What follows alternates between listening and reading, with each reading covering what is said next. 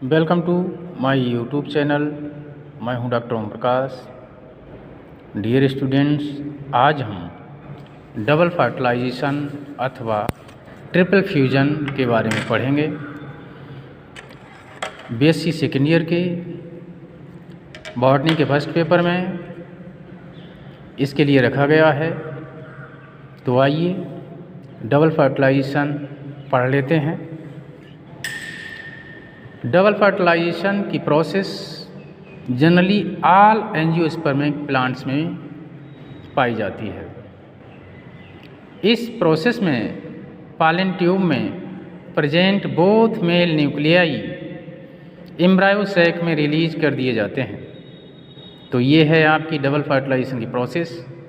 अब इसमें होता क्या है, जो पॉलन ट्यूब में 2 मेल न्यूक्लियाई प्रेजेंट होते हैं, उनमें से एक मेल गैमीट जो न्यूक्लियाई हैं उन्हीं के द्वारा मेल गैमीट का फॉर्मेशन होता है, यानी कि 2 मेल गैमीट बनते हैं। तो इसमें से एक मेल गैमीट सबसे पहले एक सेल से फ्यूज होकर एक डिप्लॉइड जाइगोट न्यूक्लियस का फॉर्मेशन करता है और इस प्रकार से एक सेकेंडरी न्यूक्लियस का फॉर्मेशन हो जाता है। यानी कि जब एक मेल गैमीट एक सेल से मिलेगा तब जो न्यूक्लियस बनेगा उसे सेकेंडरी न्यूक्लियस कहते हैं।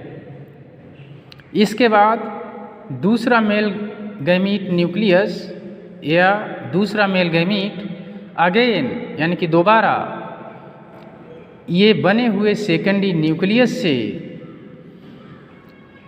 फ्यूज होकर एक ट्रिप्लॉइड न्यूक्लियस का फॉर्मेशन करता है। तब इस प्रोसेस के लिए डबल फर्टिलाइजेशन या ट्रिपल फ्यूजन कहते हैं। क्यों कहते हैं वो जान लीजिए।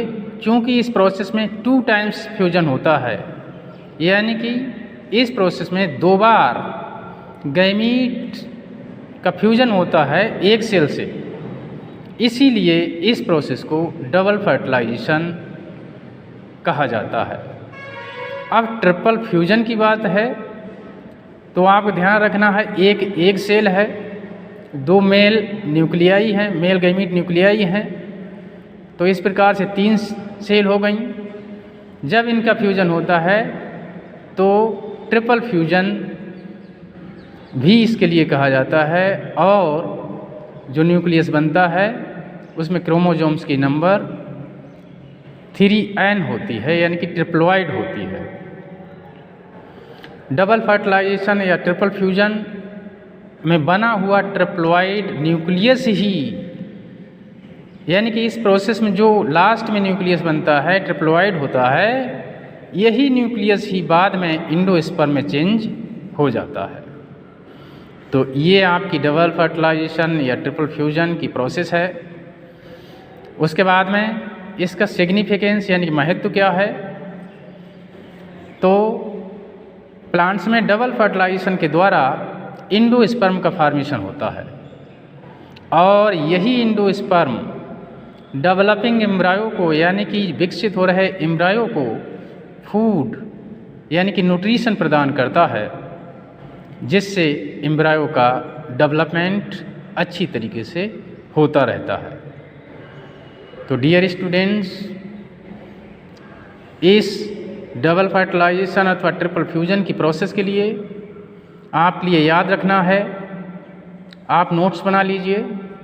एग्ज़ाम में अक्सर पूछा जाता है।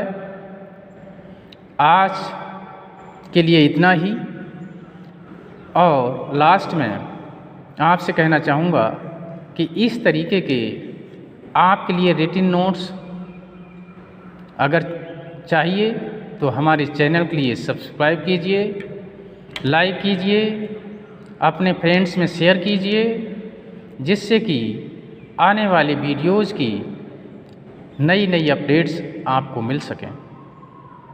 धन्यवाद। Thank you so much.